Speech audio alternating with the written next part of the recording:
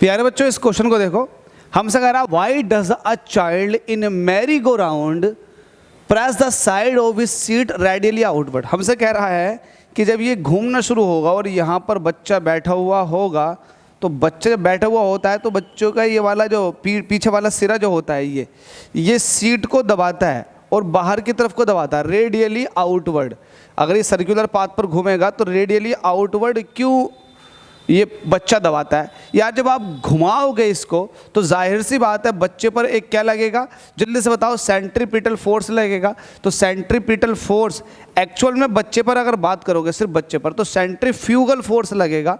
बच्चा चाहेगा कि ये बाहर की तरफ को जाए, लेकिन जो सीट है, ये सीट आपको दिखाई दे रही होगी, ये सीट बच्चे पर अपोजिट डायरेक्शन में, it means according to the Newton third law, ये रिएक्शन प्रोवाइड करेगी। और ये कितना रिएक्शन प्रोवाइड करेगी? जस्ट इसके खुद के एक्शन के बराबर। अब इसका एक्शन तो यहाँ है और रिएक्शन कहाँ मिल रहा होगा बच्चे को? इस तरफ मिल रहा होगा। तो इस वजह से रिएक्शन मिलता है ताकि बच्चे को एक सेंट्रीपिटल फोर्स मिल जाए, ताकि सर्कुलर पाथ पर घूमता रहे। अगर नहीं मिलेगा तो बच्चा इसको दबा देगा और ये सीट उल्टी हो जाएगी, अगर इसको रिएक्शन नहीं मिली तो। समझ में आ गई? अब यहाँ पर दो फोर्स आते हैं, एक आता है सेंट्रीपिटल और एक आता है सेंट्रीफ्यूगल।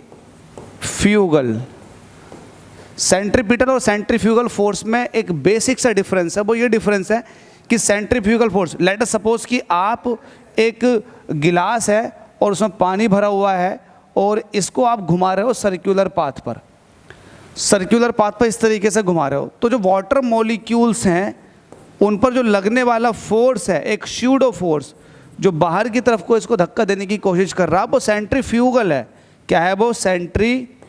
सेंट्रीफ्यूगल।